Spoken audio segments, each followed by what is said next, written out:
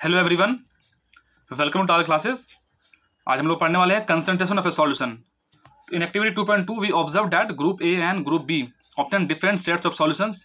ठीक है, so we understand that in a solution, एक सॉल्यूशन में क्या होता है भाई, relative relative proportion of the solute and solvent can be varied. मतलब कि एक सॉल्यूशन में क्या हो सकता है कि सॉल्वेंट और सॉल्यूट जो है वो रिलेटिव हो सकता है। ठीक है, कहीं पर आपको 1 kg में आपको 100 ग्राम ही सॉल्यूट है, किसी में आपको 1 kg में 50 ग्राम है, तो वो वेरिड करेगा। ठीक है, depending upon the amount of solute present in a solution it can be called as a, उसको हम लोग बोलेंगे डाइल्यूट, कंसंट्रेशन और फिर सैचुरेटेड सॉल्यूशन।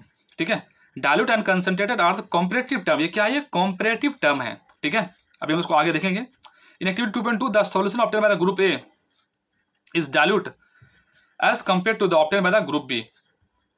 अब ये कौन से बताया जा रहा है, अच्छा तो ये यहाँ की बात कर रहा है। ग्रुप ए मैंने उस समय क्या लिया था भाई, group A few crystal of copper sulphate था उसके पास में, और इसके बाद 1 spatula of the full copper sulphate. अच्छा, उसके पास कुछ था, फ्यू क्रिस्टल था कॉपर सल्फेट के बाद, और इसका पूरा इसका 1 चम्मच था, 1 स्पुटला। अब इसी को ये आगे बढ़ाएगा, हम लोग देखते हैं क्या बताना जा रहा है। ठीक है, the approximately 50 ml of water each in 2 separate beakers, add salt in 1 beaker and sugar or barium chloride in 2nd beakers with continuous stirring.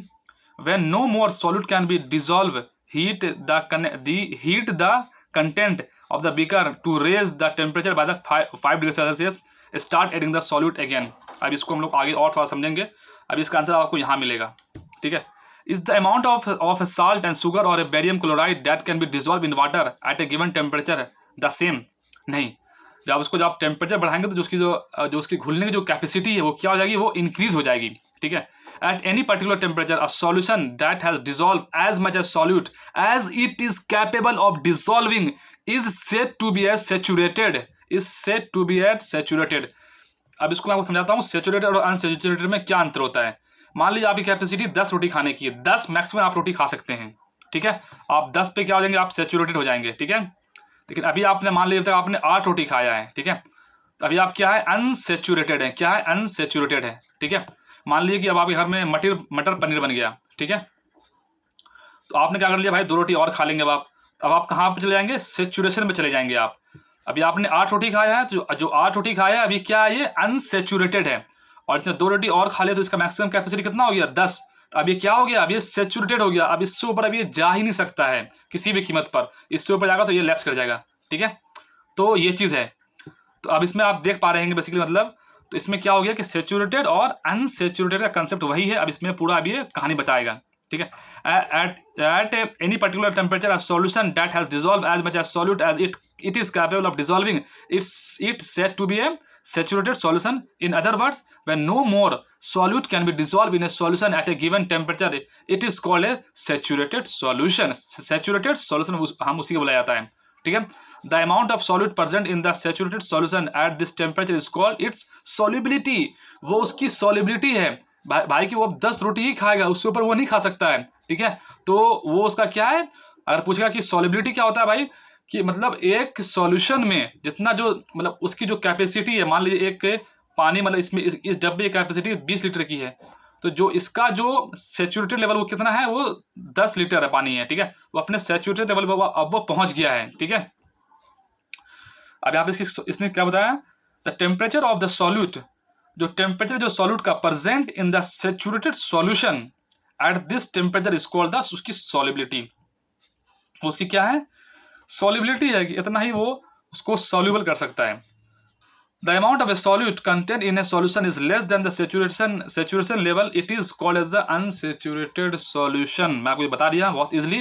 अभी उसने उसकी कैपेसिटी 10 रोटी खाने की, लेकिन अभी वो अभी 8 ही रोटी खाया है, तो 2 रोटी और खाने के भी एक्स्ट्रा है, अभी वो क्या है, अनसैचुरेटेड है।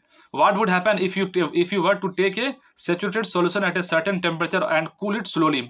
क्या हो सकता है, we can infer from the above activity that different substance is in a given solvent have different solubilities as the same temperature. ठीक है, the concentration of a solution is the amount जो mass or volume of solute present in a given amount mass or volume of a solution. तो अब इसमें क्या बताना चाहिए, जो कंसंट्रेशन ऑफ ए सॉल्यूशन क्या है, इसने क्या बताया, कंसंट्रेशन ऑफ ए सॉल्यूशन जो क्या है, amount of solute, solute upon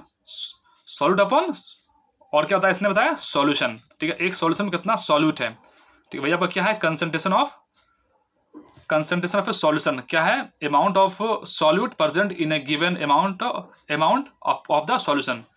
their are various ways of expressing the concentration of a solution, but here we will learn only 3 method. Mass by mass percentage होता है एक solution का।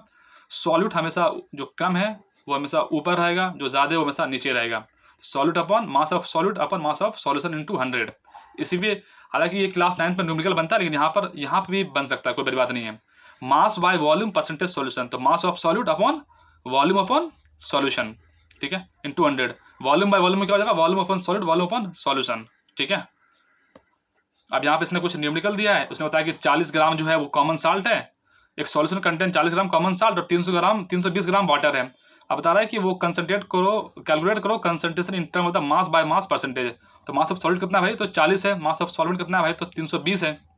तो mass of solution कितना हो गया, 320 plus 40, तो कितना हो गया, 360 हो गया, क्योंकि पूरा सॉल्यूशन का मास लेना है ना। और 40 क्या है आपका, 40 आपका सॉल्यूट है, तो solute of mass of solute upon mass of solution into 100। अभी हमने ऊपर पढ़ा था सॉल्यूट कितना है, आपको 40 है, और यहाँ कितना हो गया, सॉल्यूशन कितना होगा, 360 हो गया। तो 40 अपॉन 360 इंटू 100 आप करेंगे तो 11.1% आपको आ जाएगा। ठीक है, तो यह आपको सॉल्यूशन आपको खत्म हो चुका है। ठीक है, आप एक दफ़ा इससे और थोड़ा सा रिवाइज करिए सॉल्यूट और बताओ भाई। चलो मैं क्वेश्चन पूछता हूँ, बताओ भाई मोहन, सॉल्यूट क्या होता है, बताओ जरा सा, सोचो सा, सॉल्यूट क्या होता है। ठीक है, अगर आपके दिमाग में ये बात आ रहा है कि सॉल्यूट क्या है, अगर 100 ग्राम है उसमें अगर 1 kg है, अगर उसमें आपने 100 ग्राम, अगर आप अप्रॉक्सीमेटली या फिर मतलब 100 ग्राम अगर आपने उसमें मान लिया आपने उसमें नमक डाल दिया पानी में, तो जो 100 ग्राम है वो क्या है, आपको सॉल्यूट है। ठीक है, और जो सॉल्यूशन क्या है, सॉल्यूशन वो दोनों का कॉम्बिनेशन है, ये हो गया आपको सॉल्यूट। और बताओ कि और ये हो गया सॉल्यूट, और सॉल्वेंट क्या होता है, वो मैं आपको ट्रिक से मैं आपको बता दिया हूँ। आई होप कि आप इसे याद रखेंगे। ठीक है, कोई ज़्यादा बड़ी बात नहीं है, और ये 3 फार्मूला है, आपको थोड़ा सा देख लेना। बाकी मिलते हैं नेक्स्ट वीडियो में। Okay, take care and bye bye.